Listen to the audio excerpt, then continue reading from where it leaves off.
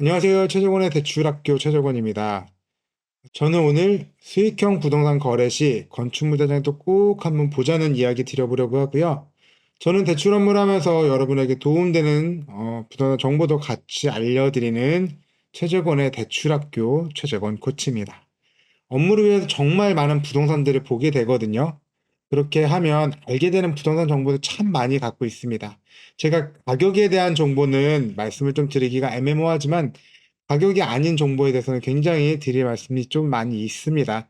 그런 이야기 여러분에게 어떻게 하면 좀이라도 도움될 수 있을까 그런 얘기 좀 드려보려고 합니다. 제일 먼저 말씀드릴 것은 왜 건축물 대장을 볼 것이냐, 봐야 되느냐 이런 얘기에 대해서 먼저 말씀드려보려고 해요. 왜 봐야 될까요? 라고 하면 여러 가지 이유 있거든요, 사실은. 등기부와 건축물 대장이 다를 수도 있어요. 없을 것 같지만 종종 있더라고요. 그럴 땐 당연히 건축물 대장을 기준으로 등기부를 변경해 주는 겁니다. 저희가 부동산의 공적 장부라고 하거든요. 줄여가지고 공부라고 이렇게 표현하는 게 있는데, 첫 번째가 토지를 알려주는 토지대장입니다. 두 번째로는 건물을 알려주는 건축물 대장이고요.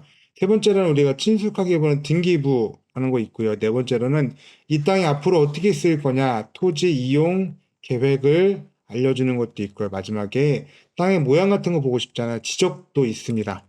또는 임야도라고 불리는 것들도 있어요. 이런 것들이 공적 장부고요. 공부라고 합니다.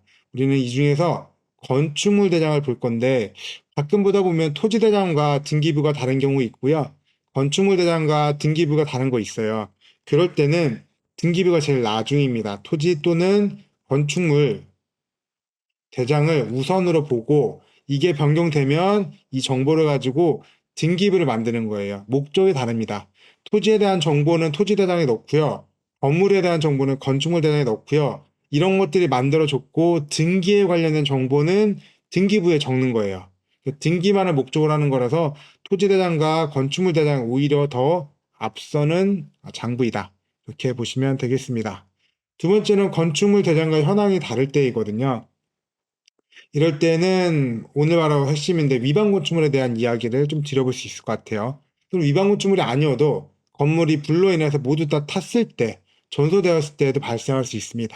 그래서 간혹 건축물 대장을 없애지 않고 똑같은 자재나 구조로 지었다고 말씀하시는 분들도 계신데 아니죠. 건물 대장에는 1990년도에 지었는데 2025년도에 똑같은 자재와 똑같은 구조로 지었다고 같은 건물이라고 얘기하시면 당연히 다른 거 맞잖아요. 그런 얘기를 드려보고 있는 겁니다.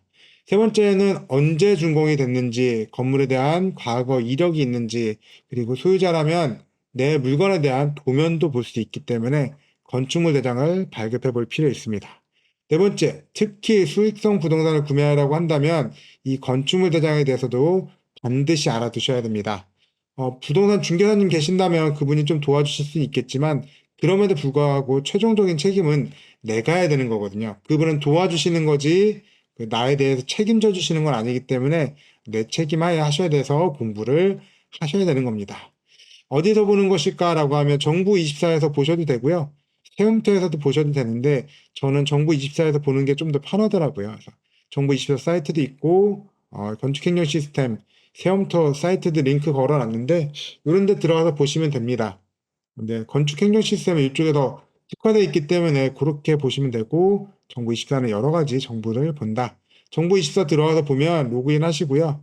자주 찾는 서비스 밑에 있거든요. 여기 보면은 건축물 대장 발급하는 게 있습니다. 첫 화면 내려가면 바로 볼 수 있기 때문에 로그인만 하시면 어렵지 않게 발급이 가능하다. 건축물 대장에서 뭐를 봐야 될까라고 하면 요거 보는 거예요. 위반 건축물이 있는지 없는지 요거 봅니다. 보자마자 바로 보이기 때문에 요거부터 보시면 되고요. 건축물 대장에 위반 건축물로 등재되어 있다면 바로 알 수 있도록 표시를 해주고 있다더라. 첫 장만 보아도 바로 알 수 있다더라. 그래서 어떤 부분이 문제라고 하면 첫 장에 보면은 여기 위에 위반 건축물이라고 표시되어 있는데 나머지 정보는 없거든요. 그래서 다음 장에 넘겨보면 이거는 다음 장까지 넘어서 그런데 보통은 다음 장 밑에 이렇게 종이가 있으면 요 밑에 쪽에 나와 있다라고 보시면 돼요. 이렇게 내용이 적혀져 있습니다. 2020년 주택과에서 했네요. 2020년 12월 8일 시행.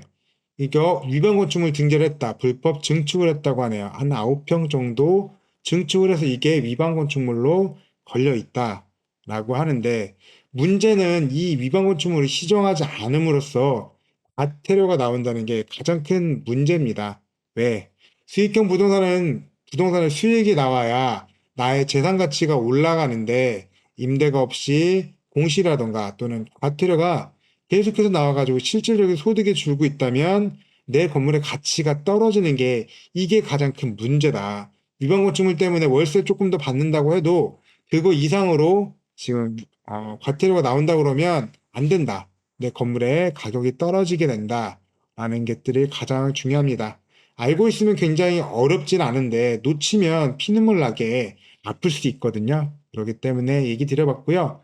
부동산 거래할 때는 이런 위반 건축물의 존재 여부를 꼭 확인해서 안전한 거래, 좋은 거래 하시길 바랍니다. 알아두면 어렵지 않고요. 모르면 내가 고생할 수밖에 없습니다. 제가 배운 것으로 여러분의 시간을 아껴드리는 최재권의 대출학교 최재권 코치였습니다. 감사합니다.